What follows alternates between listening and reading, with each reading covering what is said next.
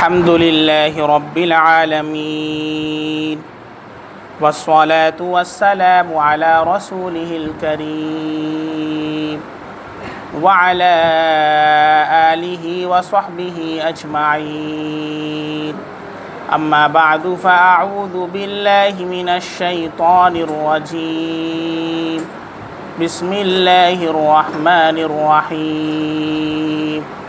واعبدوا الله ولا تشركوا به شيئا وبالوالدين إحسانا وذي القربى واليتامى والمساكين والجار ذي القربى والجار الجنب والصاحب بالجنب وابن السبيل. صدق اللہ العظیم. برادران اسلام اور عزیز دوستوں، پیارے بچوں، نبی کریم صلی اللہ علیہ وسلم نے ارشاد فرمایا کہ جبریل امین میرے پاس پڑوسیوں کے حقوق کی اتنی تاکید فرماتے رہے کہ مجھے یہ گمان ہونے لگا کہ وہ اسے وارث قرار دے دیں گے. ما زال جبریل یوصینی بالجار حتی ظننت انہ سیورثہ. اسلام میں والدین اور رشتہ داروں کے حقوق کے بعد سب سے زیادہ تاکید جو آئی ہے وہ پڑوسیوں کے حقوق کی آئی اور ان کے ساتھ حسن سلوک کی آئی. چنانچہ نبی کریم صلی اللہ علیہ وسلم نے بھی یہ ارشاد فرمایا کہ جبریل امین جب آتے تو مجھ سے پڑوسیوں کے بارے میں تاکید فرماتے، حتیٰ کہ مجھے یہ گمان ہونے لگا کہ وراثت میں بھی پڑوسیوں کا حصہ فرض قرار دے دیا جائے گا. اور یہ بہت ہی عام فہم بات ہے کہ انسان کو اپنے گھر کے بعد اگر اچھا پڑوسی مل جائے تو اس کی زندگی خوشگوار ہو جاتی ہے، اور اگر پڑوسی خراب ہوتا ہے تو پورا محلہ جہنم کا نشاں بن جاتا ہے، اور پڑوسی اچھا ہوتا ہے تو جنت نشاں بن جاتا ہے. چنانچہ احادیث کے اندر جس طرح نیک بیوی کو اللہ کی بہت بڑی رحمت اور نعمت قرار دیا گیا، اسی طریقے سے نیک پڑوسی کو بھی بہت سعادت اور خوش نصیبی بتایا گیا.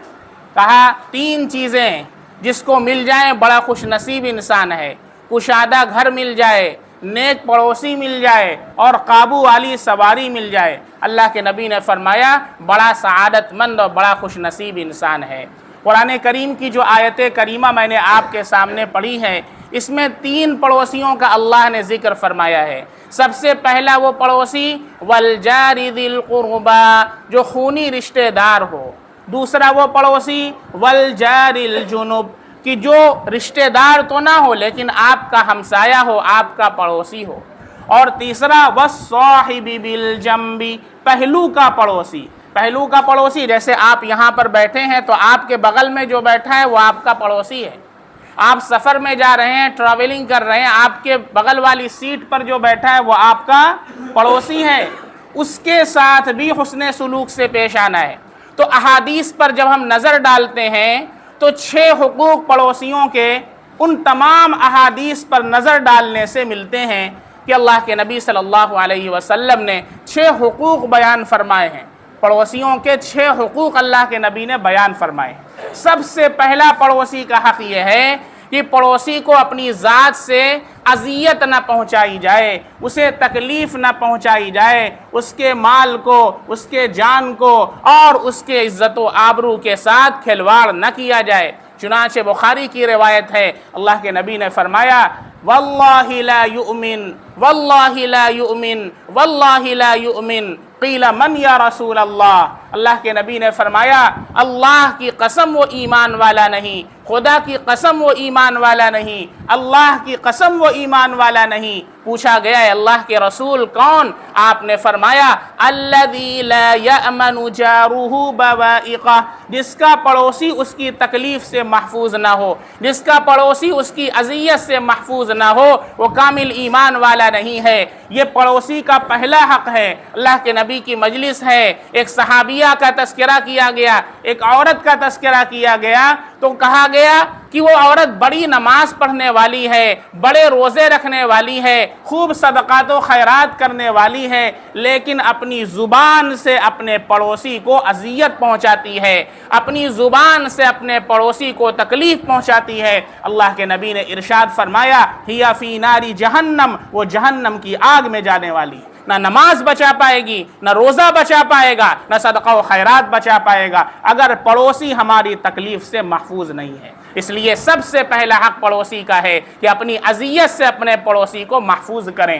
دوسرا حق جو پڑوسی کا ہے، اللہ کے نبی نے ارشاد فرمایا کہ اس کی عزت اور آبرو کی حفاظت کرنا بھی ہماری ذمہ داری ہے، کیونکہ بسا اوقات ایسا ہوتا ہے کہ انسان پڑوس میں ہونے کی وجہ سے پڑوسی کی بیوی پر نگاہ ڈالتا ہے، اس کی بچی پر نگاہ ڈالتا ہے، اس کے گھر میں جو نامحرم لوگ ہیں ان پر نگاہ ڈالتا ہے، اور اسے سارے اوقات معلوم ہوتے ہیں کہ بڑے میاں کب آفس جاتے ہیں تو کب سیٹنگ کرنا ہے، وہ ساری چیزیں جانتا ہے، اس لیے بڑی آسانی سے اس عورت پر قابو پا لیتا ہے اور زنا کر بیٹھتا ہے۔ اللہ کے نبی نے ایک مرتبہ صحابہ سے پوچھا بتاؤ زنا کو کیسا سمجھتے ہو؟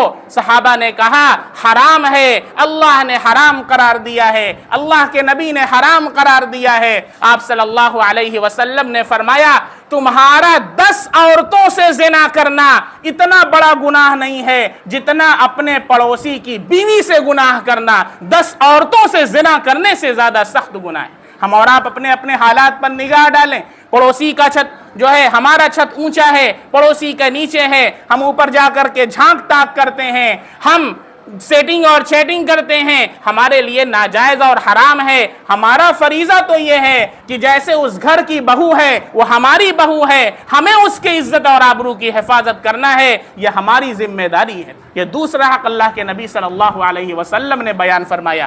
تیسرا حق جو پڑوسی کا ہے وہ یہ ہے کہ پڑوسی کے ساتھ حسن سلوک سے پیش آئے، حسن اخلاق سے پیش آئے، حسن اخلاق کا معاملہ کرے۔ اللہ کے نبی نے فرمایا وَاللَّا يُؤْمِن اللہ یؤمن الذی لا یؤمن باللہ والیوم الآخر، جو آخرت پر اور اللہ کے دین پر ایمان، اللہ کے آخری دن پر ایمان نہیں رکھتا، وہ اپنے پڑوسی کے ساتھ حسن سلوک نہیں کرتا ہے، اور جو اللہ اور اس کے رسول پر ایمان رکھتا ہے وہ اپنے پڑوسی کے ساتھ حسن سلوک سے پیش آتا ہے۔ اس لیے حسن سلوک سے تو سب سے پیش آنا ہے، حسن اخلاق سے تو سب سے پیش آنا ہے، لیکن پڑوسی کا حق بہت زیادہ ہے۔ بسا اوقات دیکھا جاتا ہے پڑوسی سے بات چیت بند ہے، قطع کلامی کیے بیٹھا ہے، کئی سال ہو گئے پڑوسی کی خبر ہی نہ لیا، تو اس وجہ سے حسن سلوک پڑوسی کے ساتھ زیادہ اس کا حق ہے کہ ہم اس کے ساتھ حسن اخلاق سے پیش آئیں۔ چوتھا حق اللہ کے نبی صلی اللہ علیہ وسلم نے بیان فرمایا، پڑوسی کی مدد کی جائے، اس کا خیال رکھا جائے اور اسے ہدیہ تحفہ دیا جائے۔ چنانچہ اللہ کے نبی نے فرمایا واللہ لا یشبع واللہ لا یؤمن، وہ آدمی ایمان والا نہیں، الذی یشبع، جو سیر ہوتا ہے اور کھا کر کے پیٹ بھر کر کے سو جاتا ہے، وجارہ جائع، اور اس کا پڑوسی بھوکا سوتا ہے۔ حضرت ابو ذر غفاری رضی اللہ عنہ سے اللہ کے نبی نے کہا اے ابو ذر، جب سالن پکایا کرو تو تھوڑا سا پانی زیادہ ملا لیا کرو اور تھوڑا سالن اپنے پڑوسی کو بھیج دیا کرو، کہ اللہ کے نبی نے تعلیم فرمائی ہے۔ یہ پڑوسی کا چوتھا حق ہے۔ پانچواں حق پڑوسی کا یہ ہے کہ اگر کوئی شخص اپنی زمین کو فروخت کرنا چاہے، اپنے مکان کو فروخت کرنا چاہے، سب سے پہلے پڑوسی کا حق ہے کہ اس سے پیشکش کرے، پڑوسی کے پاس جائے اور کہے کہ بھائی میں اپنا مکان فروخت کرنا چاہتا ہوں، آپ لینا چاہتے ہیں۔ اگر پڑوسی یس کہتا ہے تو آپ کو حق نہیں ہے کہ آپ کسی دوسرے کو فروخت کر دیں۔ آج 1 لاکھ کے چکر میں 50 ہزار کی لالچ میں غیر مسلموں کو مکان انسان فروخت کر دیتا ہے، لیکن پڑوسی سے پوچھتا نہیں ہے، بھائی کو نہیں دیتا ہے، بہن کو نہیں دیتا ہے۔ اللہ کے نبی صلی اللہ علیہ وسلم نے ارشاد فرمایا الجار احق بشفاعته، پڑوسی اپنے شفے کا زیادہ حقدار ہے۔ آپ نے فرمایا اگر پڑوسی موجود نہ ہو اس کا انتظار کیا جائے، نہ بیچا جائے، انتظار کیا جائے، جب پڑوسی آئے تو اس سے پوچھا جائے، اور اگر وہ تیار ہے تو اسے فروخت کیا جائے، نہیں تیار ہے وہ کہہ دیتا ہے نہیں بھائی مجھے ضرورت نہیں ہے، پھر آپ کسی کو فروخت کر سکتے ہیں۔ پڑوسی کا چھٹا حق اللہ کے نبی نے بیان فرمایا، پڑوسی کا چھٹا حق یہ ہے کہ پڑوسی کی دینی خیر خواہی کا معاملہ کیا جائے، اس کے اصلاح کی فکر کی جائے۔ چنانچہ ایک شخص کل قیامت میں اللہ کے سامنے آئے گا، کہے گا اے اللہ اس نے، یہ میرا پڑوسی تھا، اس نے میرے ساتھ خیانت کا معاملہ کیا۔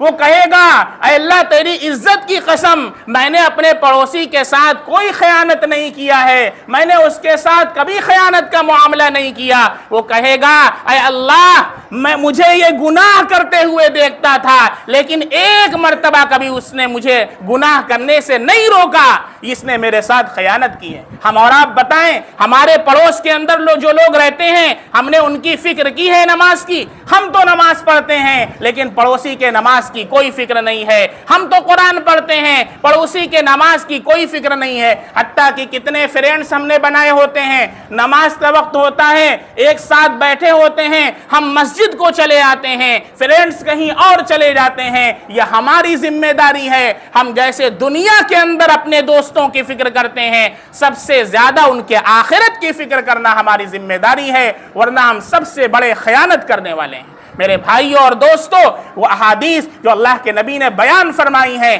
اگر ان پر عمل کیا جائے تو محلہ جنت نشا بن جائے، خوشگوار ماحول پیدا ہو جائے، اور اگر ان پر عمل نہ کیا جائے تو پھر پورا معاشرہ اور سوسائٹی جہنم کا گڑھا بن جاتی ہے، جس سے ہر فرد اس کی بدبو کو محسوس کرتا ہے۔ اس لیے یہ ہم سب کا فریضہ ہے کہ ہم سب اللہ کے نبی صلی اللہ علیہ وسلم کے ارشادات کو اپنی زندگیوں کے اندر جگہ دیں، پڑوسیوں کے ساتھ حسن سلوک سے پیش آئیں، اور اسلام اور ایمان کا سچا مظاہرہ کرتے ہوئے حقیقی ایمان کا ثبوت پیش کریں۔ اللہ سے دعا ہے اللہ رب العزت ہم سب کو ان باتوں پر عمل پیرا ہونے کی توفیق عطا فرمائے۔ آمین۔ وآخر دعوانا ان الحمد للہ رب العالمین۔